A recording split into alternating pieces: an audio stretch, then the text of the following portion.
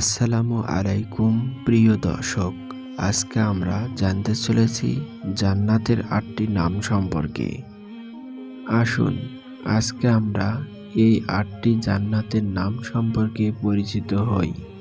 একদিন আমরা সকলেই এই ৮টি জান্নাতের মধ্যে অবস্থান করতে হবে, তাই ভিডিওটি না টেনে সম্পূর্ণ দেখার অনুরোধ রইল।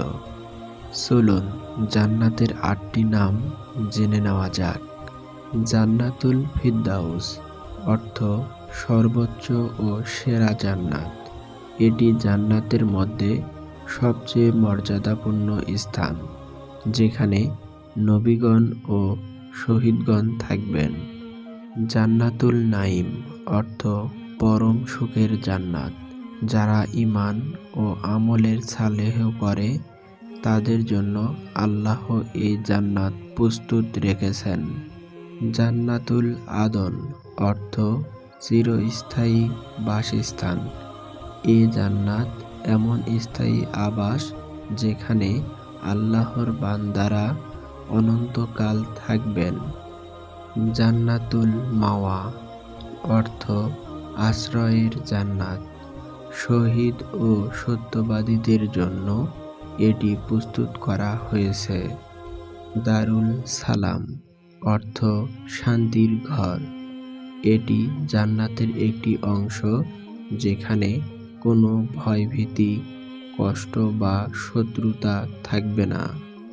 দারুল খুলদ অর্থ চিরন্তন জীবনের ঘর। এ জান্নাত এমন এক স্থান যা কখনো শেষ হবে না, অনন্তকালের জন্য। জান্নাতুল আলিয়িন অর্থ উচ্চ মর্যাদার জান্নাত। এই জান্নাতে সৎকর্মশীল, ধার্মিক, খাঁটি ঈমানদারগণ থাকবেন। জান্নাতুল হুল অর্থ হুরদের জান্নাত, যেখানে জান্নাতবাসীদের জন্য হুরদের সংস্থান থাকবে, যারা অত্যন্ত সুন্দর ও পবিত্র। প্রিয় দর্শক, জান্নাতের ৮টি নাম ও অর্থগুলো আপনাদের কাছে কেমন লেগেছে? যদি তুমি এই ৮টি জান্নাতের মধ্যে একটি জান্নাত পেতে চাও, তাহলে ইসলামের পথে সুন্দরভাবে জীবনযাপন করতে হবে।